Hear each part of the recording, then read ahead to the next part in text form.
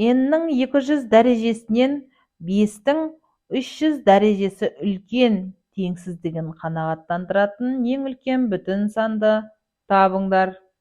Бізге n-нің 200 дәрежесінен дейді, 5-тің 300 дәрежесі үлкен дейді. Яғни дәлелдеп шығайық. n-нің 2 дәрежесін жақшаның сыртында 100 дәрежесі десек, 5-тің 3 дәрежесінің жақшаның сыртында 100 дәрежесі десек, бірдеге келтіріп алдық, 100 дәрежелерден құтылып жатырмыз. Яғни n-нің 2 дәрежесінен 5-тің 3 дәрежесі үлкен. Тауып алайық. n-нің 2 дәрежесі 5-тің 3 дәрежесі 125-ке тең. Яғни бұл жерде n-нің орнына сан апарып қойымыз керек. 125 үлкен болатындай.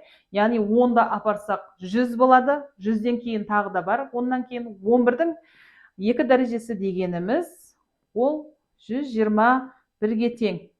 Қанағаттандыратын сан 121-ден 125 үлкен дейтін болсақ, қанағаттандыратын n-нің мәні 11-ге тең екен. Міне, осылай шығарамыз. n-нің 2000 дәрежесінен 7-нің 3000 дәрежесі үлкен теңсіздігін қанағаттандыратын n натурал санының ең үлкен мәнін табыңдар.